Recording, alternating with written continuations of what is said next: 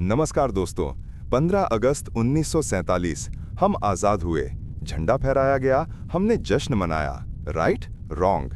क्योंकि जिस वक्त दिल्ली में आज़ादी का जश्न मनाया जा रहा था, ठीक उसी वक्त पंजाब और बंगाल की ट्रेनें लाशों से भरी जा रही थीं। आज़ादी मिली, पर कीमत क्या थी? 10 लाख लोग। आज हम उस ब्लडी टाइमलाइन को डिकोड करेंगे जो दिखाती है कि आज़ादी हमें गिफ्ट में नहीं मिली, बल्कि छीन कर ली गई थी। कहानी शुरू होती है 1905 से। लॉर्ड कर्जन ने सोचा, इंडिया को तोड़ना है तो रिलीजन को वेपन बनाओ। उन्होंने बंगाल का पार्टीशन किया। मकसद सिंपल था, हिंदूज वर्सेस मुस्लिम्स। लेकिन दोस्तों, इंडिया का रिएक्शन अनएक्सपेक्टेड था। लोगों ने कहा, तुम देश तोड़ोगे, हम विदेशी कपड़े जलाएंगे। ये था स्वदेशी मूवमेंट। पहली बार अंग्रेजों को लगा, ये देश अब शांत नहीं बैठेगा। 1919 अमृतसर। जनरल डायर ने एक पार्क में बंद निहत्थे लोगों पर 1650 राउंड्स गोली चलवाई। क्यों? सिर्फ डर पैदा करने के लिए। लेकिन इस इवेंट ने डर नहीं, नफरत पैदा की।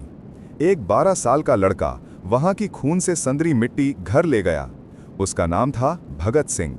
और एक बैरिस्टर ने अंग्रेजों के सिस्टम पर भरोसा करना छोड़ दिया। वो थे Mahatma Gandhi. The game had changed. 1920 में दो रास्ते बन गए। एक तरफ गांधी जी का नॉन कॉपरेशन, जहां पूरा देश जेल भरने को तैयार था।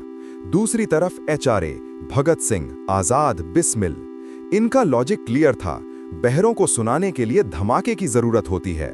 जब भगत सिंह ने असेंबली में बॉम्ब फेंका तो वो किसी को मारने के लिए नहीं, बल्कि एक सोई हुई कौम को जगाने के लिए था। एंड ट्रस्ट मी, कौम जाग गई। लेकिन 1930 में एक नया वायरस पॉलिटिक्स में घुस गया, the two nation theory. Muslim league और जिन्ना का कहना था, हिंदूज और मुस्लिम्स दो अलग नेशंस हैं। मजे की बात यह है कि ये आइडिया अंग्रेजों को बहुत पसंद आया। उन्होंने समझा कि अगर इंडियंस आपस में लड़ेंगे तो हमें कौन निकालेगा। कम्युनलिज्म अब नेशनलिज्म से बड़ा दुश्मन बन चुका था। 1939 वर्ल्ड वॉर 2 शुरू होता है। ब्रिटेन हिटलर से लड़ने में बिजी था। चर्चिल ने सोचा, इंडिया शांत रहेगा। गलती। गांधी जी ने कहा, करेंगे या मरेंगे, डू और डाई। ये क्विट इंडिया मूवमेंट था। पूरा देश सड़कों पर था। अंग्रेजों के पास दो ऑप्शंस थे, हिटलर से लड़ें या इंडिया को संभालें। उनका कंट्रोल टूट रहा था। लेकिन अंग्रेजों को असली पैनिक अटैक दिया एक आदमी ने, सुभाष चंद्र बोस। वो चोरी छुपे इंडिया से निकले, हिटलर से मिले और जापान की मदद से आजाद हिंद फौज INA खड़ी कर दी। उनका प्लान सिंपल था, दिल्ली चलो। भले ही INA मिलिटरीली हार गई, लेकिन उन्होंने इंडियन आर्मी के दिलों में बगावत का बीज बो दिया। और वो डर सच साबित हुआ। 1946 royal Indian navy mutiny. Mumbai और कराची में भारतीय सेलर्स ने ब्रिटिश ऑफिसर्स को ऑर्डर लेने से मना कर दिया। जहाजों पर तिरंगा, लीग का झंडा और कम्युनिस्ट झंडा एक साथ लगा दिया गया। इंटेलिजेंस रिपोर्ट्स लंदन गई। If we stay we will be massacred. ये वो मोमेंट था जब अंग्रेजों ने फाइनली डिसाइड किया, पैकअप। आजादी पक्की थी, लेकिन पार्टीशन नहीं। 1946 में कैबिनेट मिशन इंडिया आया। उन्होंने प्रपोज किया एक फेडरल इंडिया, जहां सेंटर कमजोर होगा और provinces like Muslim majority areas के पास ज्यादा पावर होगी। जिन्ना और कांग्रेस दोनों ने पहले हां कहा, लेकिन फिर ट्रस्ट डेफिसिट की वजह से प्लान फेल हो गया। पार्टीशन अब इनएविटेबल लग रहा था। जब जिन्ना को लगा कि पाकिस्तान नहीं मिलेगा, तो उन्होंने डायरेक्ट एक्शन डे डिक्लेयर कर दिया, 16 अगस्त 1946।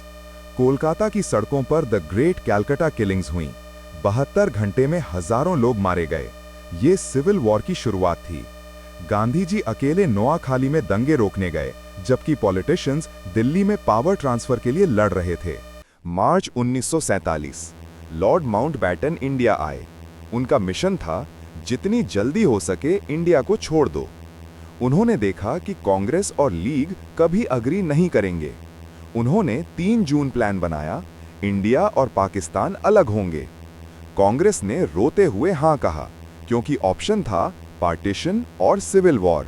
और बॉर्डर खींचने के लिए बुलाया गया सिरिल रैडक्लिफ को, एक ऐसा आदमी जो पहले कभी इंडिया आया ही नहीं था। उसने सिर्फ 5 हफ्तों में मैप्स पर एक लकीर खींच दी। उस एक लकीर ने खेत काटे, घर तोड़े और दिलों को हमेशा के लिए बांट दिया। इमेजिन कीजिए, लोगों को पता ही नहीं था कि वो इंडिया में है या पाकिस्तान में।